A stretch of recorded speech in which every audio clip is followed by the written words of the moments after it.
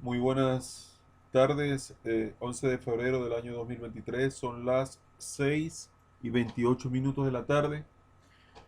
Vamos a una nota un poco triste que tiene que ver Bobby Fischer y la infamia de Tokio, decadencia de un ajedrecista, pudiéramos decir. Bobby Fischer y la infamia de Tokio, decadencia de un ajedrecista. Vamos a leer aquí la crónica. Y finalmente Bobby Fischer reapareció el 13 de julio del 2004, pero no ante un tablero, sino detenido por la policía del aeropuerto de Tokio, precisamente cuando se disponía a viajar a Filipinas para ver a una supuesta hija suya. A pesar de que Fischer había ido varias veces a Japón, donde mantenía una relación sentimental con Miyoko Watai, presidenta de la Federación Japonesa de Ajedrez de ese país, jamás había tenido un problema con ese gobierno. Solo que aquel día el funcionario de turno descubrió que el estadounidense viajaba con un pasaporte caducado, era aún perseguido por una orden internacional de busca y captura 13 años después de la supuesta violación del embargo contra Yugoslavia. Es decir, eso fue cuando, el 92, ¿no? Sí, del 92. Por una orden internacional de busca y captura 13 años después de la supuesta violación del embargo contra Yugoslavia, cuando jugó contra Spassky, la revancha aquella. ¿Verdad que es muy raro?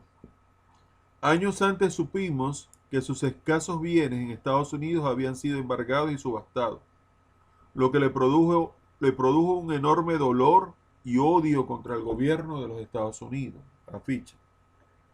La decadencia, la destrucción de un jugador moral, psicológicamente, en todos los aspectos. El lío por su arresto fue enorme y duró 9 meses, los que Fischer pasó encarcelado en Japón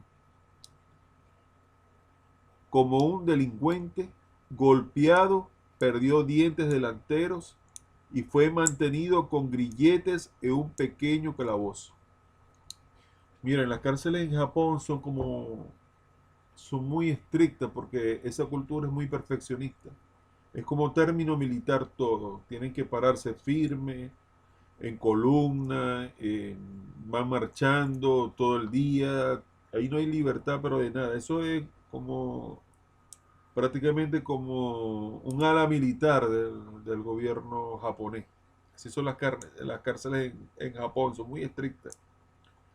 Y Fischer, en verdad, como sentía la injusticia, fue castigado severamente, ¿no? Que miren todo lo que le pasó. Fue tratado como un delincuente, lo golpearon, perdió los dientes delanteros, fue mantenido con grilletes en un pequeño calabozo. Y pasó así 9 meses de su vida. Según oficiales japoneses, el detenido Robert Fischer, un hombre muy fuerte y robusto, de 1,87 m de estatura y más de 100 kilogramos de peso, se tornó muy violento y agresivo. Eso es lo que decían los oficiales japoneses. Pero ¿por qué golpear y tratar como delincuente a un hombre de 61 años? Es lo que no nos explicamos. Mientras Washington insistía en su extradición, a pesar de las súplicas de la comunidad ajedrecística y la carta del gran Boris Spassky al presidente y al gobierno norteamericano, carta que cimbró hasta los cimientos el ajedrez y el deporte internacional, logrando bloquear su extradición. Mientras tanto, el gobierno japonés, presa de la presión y la crítica internacional, no tenía claro qué hacer con el presunto criminal, tan raro pero tan famoso.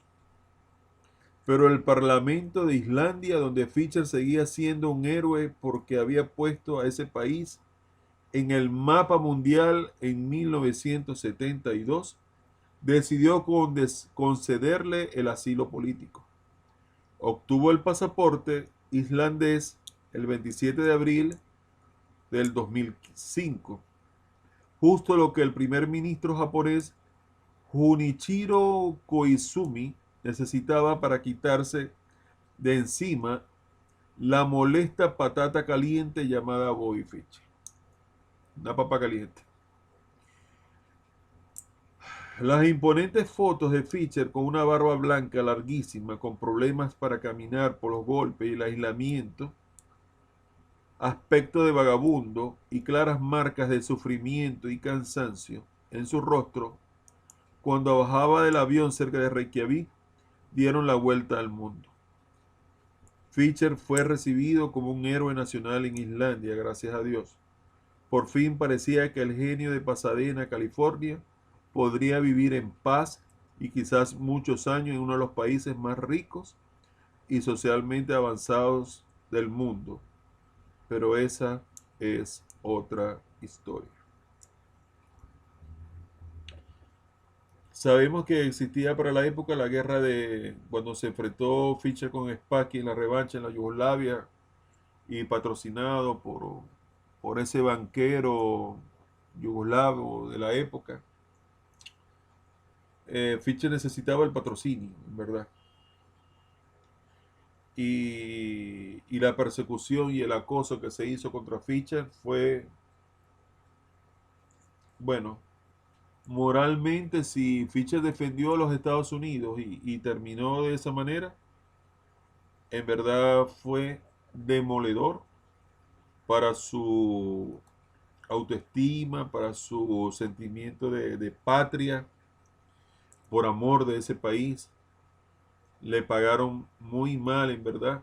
No es posible que la política se haya inmiscuido en los asuntos del deporte, en la cual Fischer tenía que acatar y dejar ese patrocinio.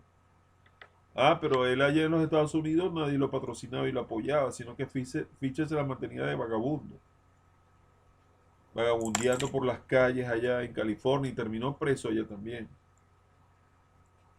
Entonces, como el genio americano iba a desaprovechar la oportunidad de hacerse millonario y de construir una nueva vida con esa bolsa de premios, y cómo negarse a eso. O sea, los Estados Unidos en verdad se le pasó la mano, en verdad. Fue muy lamentable, muy grave haber tratado a un genio, a un héroe nacional, de la forma más vil y más humillante. Lo golpearon, lo maltrataron en el extranjero, casi lo matan. Hasta gracias a que la gente de Islandia, que deben tener un rinconcito allá en el cielo ya guardado para ellos, se condolieron del hombre de 61 años y le concedieron finalmente el asilo para poder vivir en paz, y terminó sus últimos días en medio de una situación nerviosa bastante fuerte, porque todo el mundo parecía que se le tuviera en contra. La FIDE, la Unión Soviética, los rusos, ahora los americanos. No podía renovar el pasaporte, se le aplicaron de muy mala manera, lo maltrataron, lo humillaron, lo golpearon, lo vejaron, le hicieron muchos daños psicológicos y físicos. ¿Cómo no terminar mal de la cabeza así? ¿Cómo no terminar mal de la cabeza de esa forma con todo lo que aguantó ese hombre? Es algo que no podemos justificar de ninguna manera. Entonces, bueno, para terminar y concluir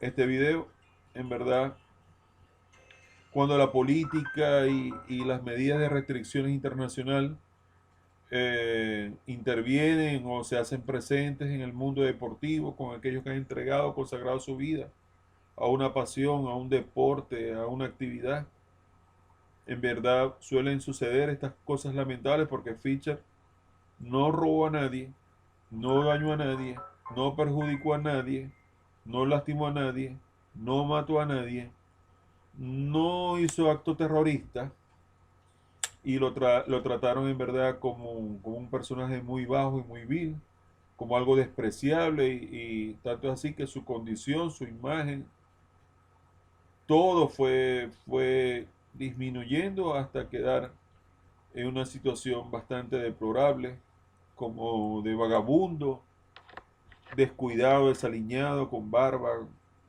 mal vestido.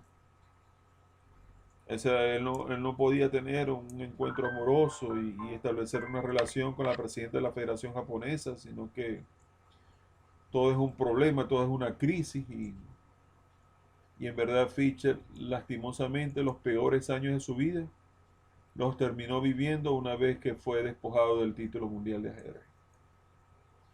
Estas cosas no deberían repetirse nunca más y esta decadencia del jugador fue muy lamentable, muy triste, muy dolorosa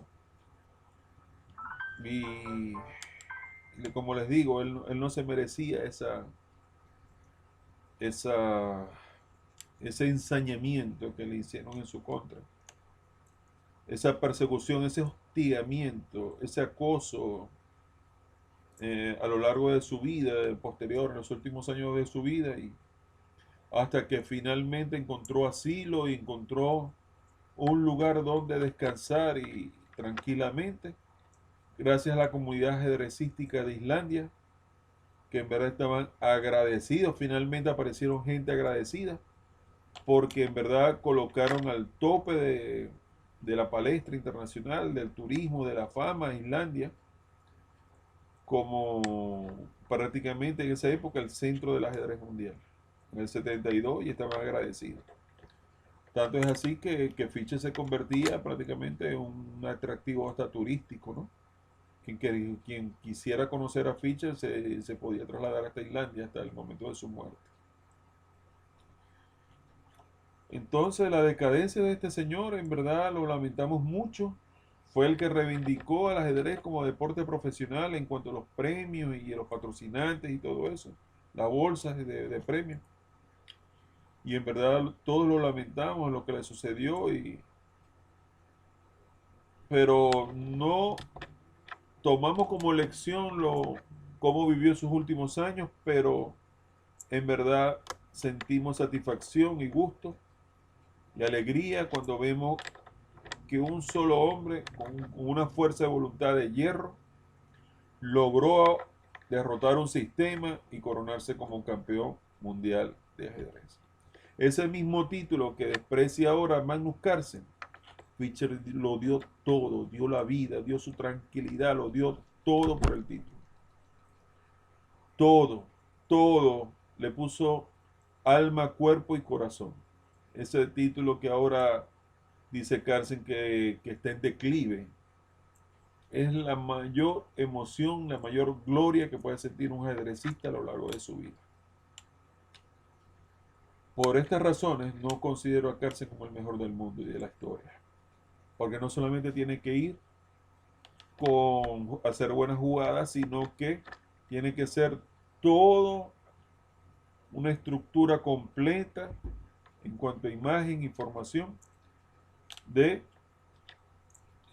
promulgar el ajedrez de buena fe por todo el mundo y que sirva de ejemplo para todas las masas en los 5 continentes.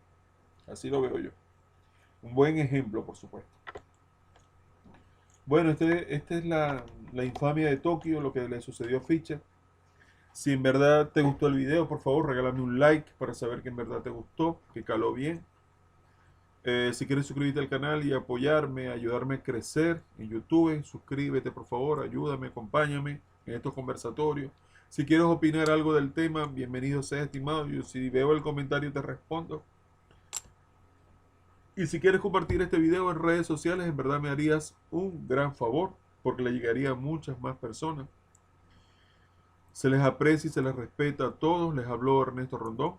Y estamos a 11 de febrero del 2023. Son las 6:42 de la tarde.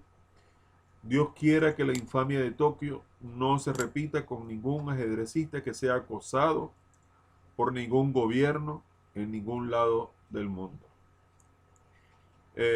Bendiciones para todos, estimados amigos. Que Dios los bendiga. Cuídense mucho, no se metan en problemas. Disfruten el ajedrez, del maravilloso mundo del ajedrez de competición. Bendiciones para todos, en verdad.